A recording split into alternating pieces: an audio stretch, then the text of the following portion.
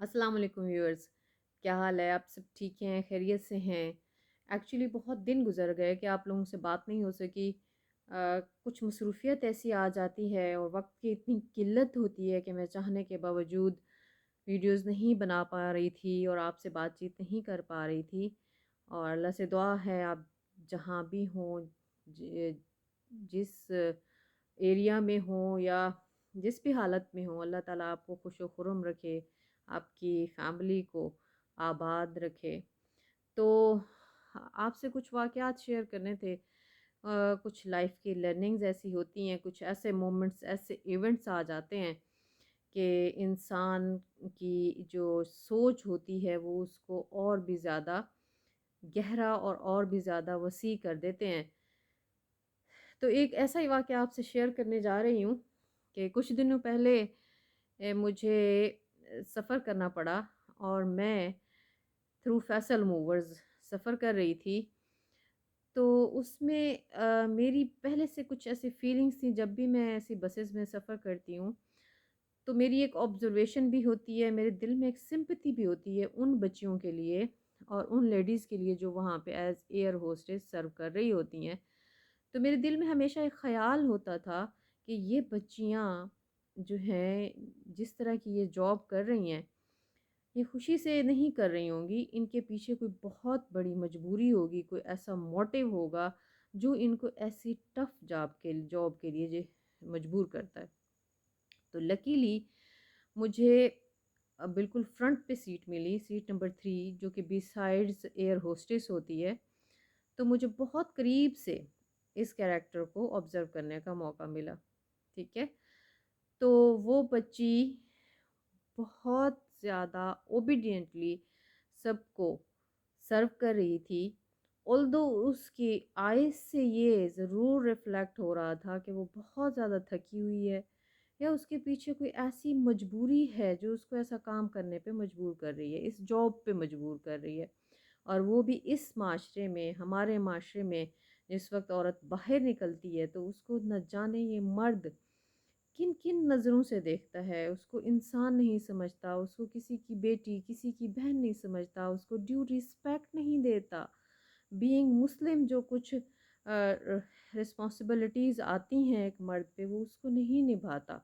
حالانکہ وہ عورت جو کہ باہر آ کے سرو کر رہی ہوتی ہے، وہ صرف کسی ایک کی رسپانسبلٹی نہیں ہوتی، وہ اپنے فادر کی رسپانسبلٹی، اپنے ہسبینڈ کی رسپانسبلٹی، اپنے بھائیوں کی رسپانسبلٹی نہیں ہوتی، وہ پورے معاشرے کی رسپانسبلٹی ہوتی ہے۔ وہ کون سا موٹیو ہوتا ہے جو اس کو اس جاب کرنے پہ مجبور کرتا ہے، اور یہ پورا معاشرہ پھر اس بات کے لیے رسپانسبل ہوتا ہے کہ وہ بچی اس طرح سے انسیکیورٹی میں ایک جگہ سے دوسری جگہ جو ہے وہ ٹریول کر کے جا رہی ہے۔ تو یہ ہمارے جو گورنمنٹ کے لیڈرز ہیں، جو ہمارے مذہبی لیڈرز ہیں، ان سب کی یہ رسپانسبلٹی ہے کہ ایسے بچیوں کو سیکیور کیا جائے، ان کی ویلفیئر کے لیے کام کیا جائے۔ تو اینی ہاؤ میں اس کو دیکھتی رہی، وہ بڑا اوبیڈینٹلی جو بھی اس کو بلاتا تھا، وہ بیچاری وہاں سے پانی لے کر ان کو کولڈ ڈرنکس لے کر اور بھی جو اس کی سروسز تھیں وہ سب کو سرو کر رہی تھی۔ جن نظروں سے کوئی اس کو دیکھ رہا تھا، جس طرح کی کوئی باتیں کر رہا تھا، وہ بڑا اس کو صبر و تحمل سے، بہت پیشنس کے ساتھ اس کو برداشت کر رہی تھی۔ اور سب سے بڑی بات یہ کہ جو کہ اس کا سینئر باس تھا، جو کہ وہاں پہ اتھارٹی تھا، ڈرائیور، جس طرح سے وہ اس کو ڈیل کر رہا تھا، اور وہ اتنا نان سینس ورڈز وہ اس کو یوز کرتا تھا اور بلاتا تھا جب اس کو پانی چاہیے تھا، جب اس کو کولڈ ڈرنک چاہیے تھی، جب اس کو یہ کہنا تھا کہ گیٹ بند کر دو، جب اس کو یہ کہنا تھا کہ گیٹ کھول دو، اور جب وہ بیچاری جا کے کوئی بات کرتی تھی تو وہ اتنے نیگیٹو ورڈز یوز کرتا تھا۔ کیوں؟ تمہیں پہلے پتہ نہیں تھا؟ تم نے پہلے کیوں نہیں کیا؟ تم اب کیوں پوچھنے آئی ہو؟ اس طرح کے ورڈز یوز کر رہا تھا جو کہ سن کے ایسے لگ رہا تھا کہ یہ بندہ جو ہے، اس کو کسی قسم کی سینس ہی نہیں ہے، اس کو یہ بھی نہیں پتا کہ ایک عورت سے کیسے کمیونیکیٹ کیا جاتا ہے۔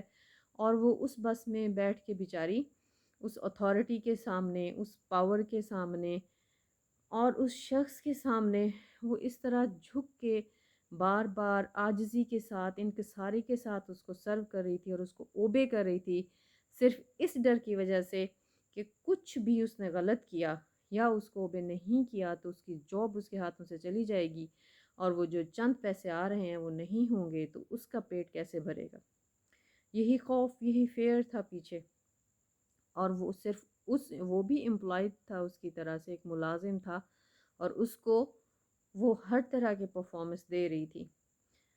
وہ میرے پاس آ کے جب بیٹھی تو میں نے پہلے تھوڑا سا اسے کے لیے کمفرٹیبل زون کریٹ کیا، اس کو رسپیکٹ دی، تھوڑی سی اس سے باتیں کیں، کھانے کے لیے کچھ آفر کیا۔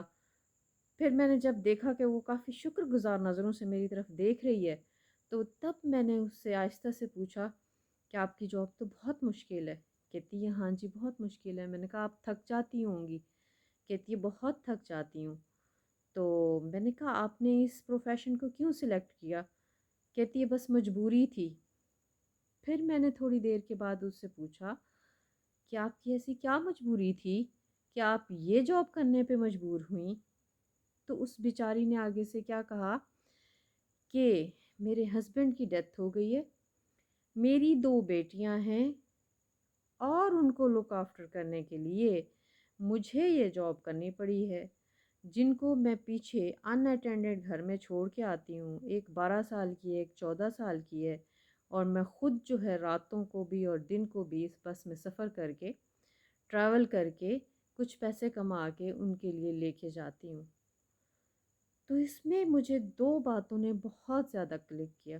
سب سے پہلے تو یہ کہ جس طرح کا ایٹیٹیوڈ وہ اس ڈرائیور کے سامنے شو کر رہی تھی، اگر ہم وہی ایٹیٹیوڈ اپنے رب کے سامنے شو کریں تو کیا ہمیں کسی اور کے سامنے وہ ایٹیٹیوڈ شو کرنا پڑے گا؟ ہمارا رب ہی ہمارا سب کچھ ہے، وہی اتھارٹی ہے، وہی پاور ہے، وہی رزاق ہے، وہی سب کچھ دینے والا ہے۔ اگر ہم اس سے وہی تعلق بنا لیں جو ہم اپنے امیڈیٹ باس سے بناتے ہیں تو کیا ہمیں ریوارڈ نہیں ملے گا؟ اگر ہم اس پہ وہی یقین رکھ لیں کہ یہ وہ بھی ہمیں ایسے ہی نقصان پہنچا سکتا ہے تو کیا ہم کسی اور کے سامنے جھکیں گے؟ ہرگز نہیں۔ ڈیوٹی میں اپنے فرائض پورے کرنا اور بات ہے، لیکن کسی کی اتھارٹی سے، کسی کی پاور سے ڈرنا اور بات ہے، اور ڈر ڈر کے جاب کرنا اور بات ہے۔ صرف اور صرف اپنے رب پہ یقین رکھیے، اور آپ کی یہ توحید کہ اللہ ہی سارا کچھ کرنے والا ہے، اللہ کے علاوہ کوئی ہمیں فائدہ نہیں دے سکتا اور کوئی ہمیں نقصان نہیں پہنچا سکتا، یہ چیز آپ کو بہت ساری چیزوں سے آزاد کر دے گی۔ نمبر 2 جو میری لرننگ ہوئی وہ یہ ہوئی کہ وہ بچی بہت مجبور ہے، جس کی وجہ سے وہ اس ڈرائیور کے سامنے، ان پیسنجرز کے سامنے اتنی جھکی ہوئی ہے اور ہر ایک کو وہ اس طرح سے سرو کر رہی ہے۔ تو کیا ہم سب مجبور نہیں ہیں اللہ کے سامنے سجدہ ریز ہونے کے لیے؟ اگر ہم سب اسی مجبوری کو ہی سمجھ لیں کہ ہم نے اگر اللہ کی نافرمانی کی ہے اور اگر اللہ ہم سے ناراض ہو گیا تو پھر ہم کہاں جائیں گے؟ پھر ہمیں کون آ کے اس کے غضب سے چھڑائے گا؟ پھر ہمیں کون کھانے کو دے گا اگر وہ ہمارا کھانا روک دے؟ اگر وہ ہماری صحت روک دے تو ہمیں کون صحت دے گا؟ اور اگر وہ ہماری اولاد کو کوئی نقصان پہنچا دے تو انہیں کون محفوظ کرے گا؟ اور اگر وہ ہماری جابز، ہمارا بزنس ختم کر دے تو کون آ کے اسے چلائے گا؟ تو اللہ وحدہ لا شریک ہی اتھارٹی ہے، اللہ وحدہ لا شریک ہی بگ باس ہے۔ آپ کا باس قابل احترام ضرور ہے لیکن وہ خدا نہیں ہے۔ اس کا احترام ضرور کیجئے، باس کا، اس سے کوآپریٹ کیجئے، اس کے آرڈرز پہ عمل کیجئے، لیکن ڈریے مت۔ تو اس لیے صرف اور صرف اپنے رب کے سامنے جھکیے اور اپنی مجبوریوں کو بھی اسی کے سامنے رکھیے، تبھی آپ تمام تر باقی لوگوں سے آزاد ہو جائیں گے۔